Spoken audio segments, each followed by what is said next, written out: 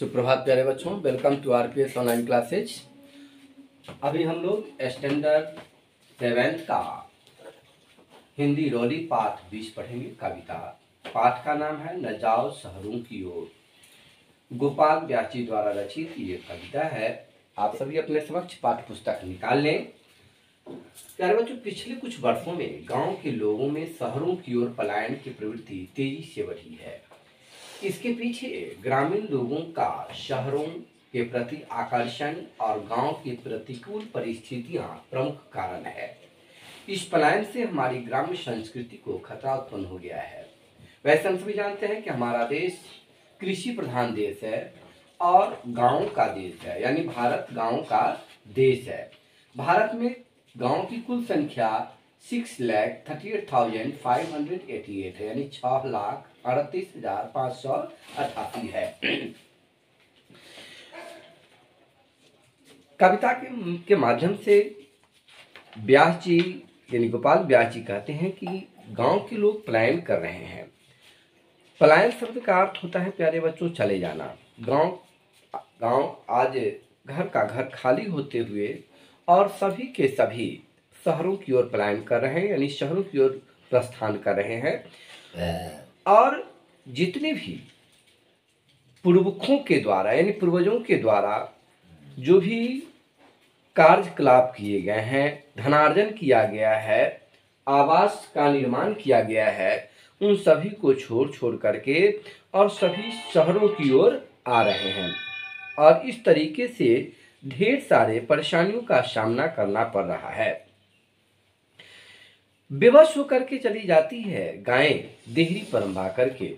जब घर पर कोई नहीं रह पाते हैं, देख पाते हैं किसी को, तो जो जीव जंतु मवेशी पाले हुए हैं वे सब के सब वहां से वापस चले जाते हैं, यानी अपने पोसने वाले यानी पालनहार को न देख पाने के कारण वे सभी विचलित हो जाते हैं।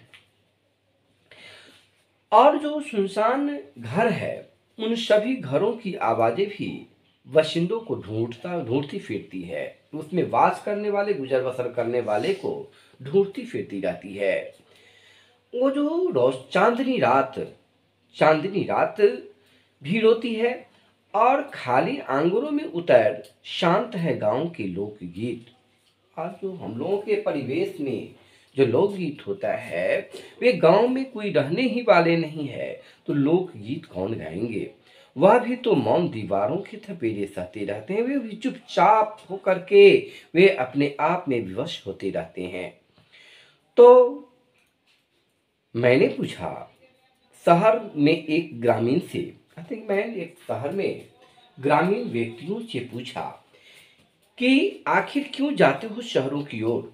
गांव को छोड़कर, पैतृक निवास को छोड़ करके शहरों की ओर क्यों जा रहे हो? इसका क्या कारण है?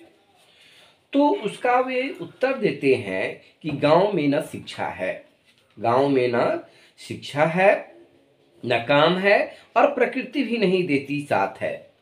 तो बतलाइए कि पूर्वजों ने किस प्रकार से अपना जीवन यापन उन ग्रामीण क्षेत्रों में किया, धनार्जन किया और सही तरीके से जीवन यापन कर करके अपने आने वाले पीढ़ियों के लिए सही तरीके से मार्गदर्शन कर करके धन संपदा को अर्जन किया।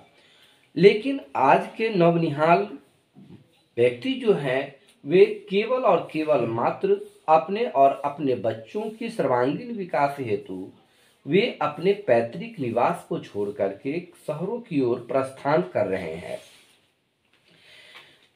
तो उनका एक प्रत्युत्तर मिला कि गांव में न शिक्षा है। आप सभी जानते होंगे कि हमारे पूर्वजों ने गांव में पढ़ करके ही डॉक्टर, इंजीनियर, कलेक्टर बने हैं। लेकिन आज हम लोग शहरों में अपना जीवन यापन कर रहे हैं।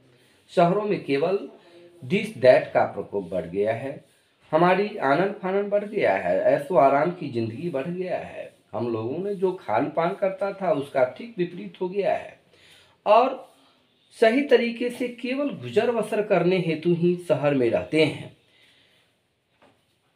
प्रकृति भी नहीं साथ देती है।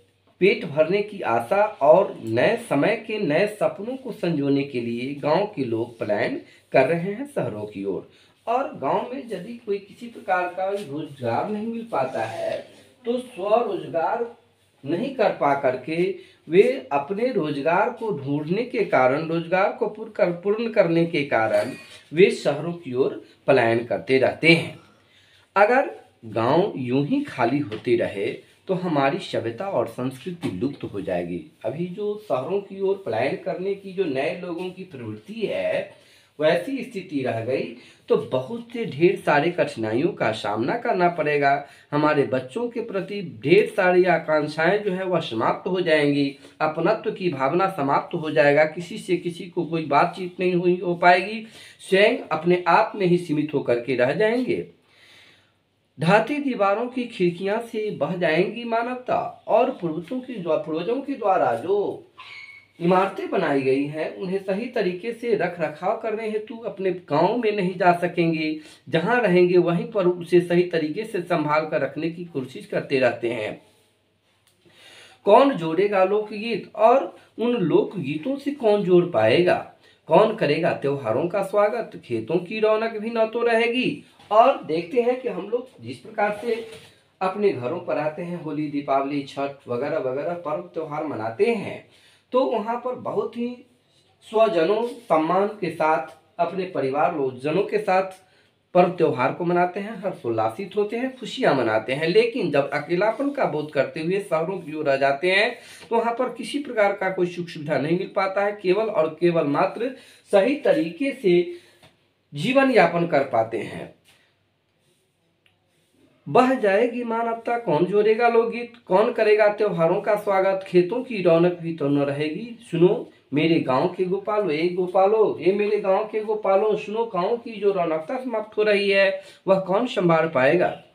गांव को खाली कर न जाओ शहरों की ओर, न जाओ शहरों की ओर। इस प्रकार जो निरंतर गांव को खाली करते हुए शहरों की ओर पलायन कर रहे हैं, वह गांव को खाली कर करके शहरों की ओर पलायन न करें, गांव में ही सही तरीके से जीवन यापन करने का प्रयत्न करें। हमेशा कोशिश करते रहें कि हम गांव में रह करके ही अपना समाज, अपने बच्चों का नव निर्माण करेंगे, सर्वांगीण विकास करेंगे।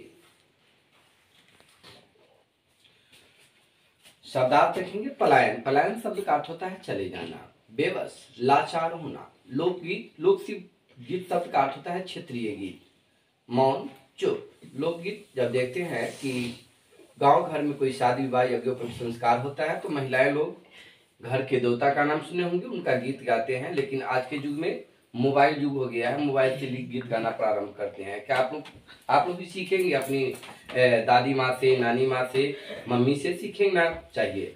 तो मौन यानी चुप हो जाना। वाशिंदा, वाशिंदा शब्द का अर्थ होता है निवासी, जहाँ पर वास करते हैं।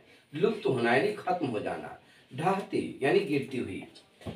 तो ये आपका शब्दार्थ रहा। कुछ प्रश्नोत्तर है जिसे आप लिखेंगे। गांव में क्या खाली हो गए हैं? कवि ने गांव से क्या बह जाने की बात कही है? प्रश्न का 3 है, बाशिंदों को कौन ढूंढती फिरती है? गाय देहरी पर रंभाकर क्यों चली जाती है? और लास्ट क्वेश्चन है, अगर गांव खाली होते रहे तो क्या होगा? प्यारे बच्चों, इस कविता को पढ़ेंगे, पढ़कर दिए गए प्रश्नों का उत्तर लिखकर अपने ग्रुप में डालेंगे। थैंक्स प्यारे बच्चों, बाय।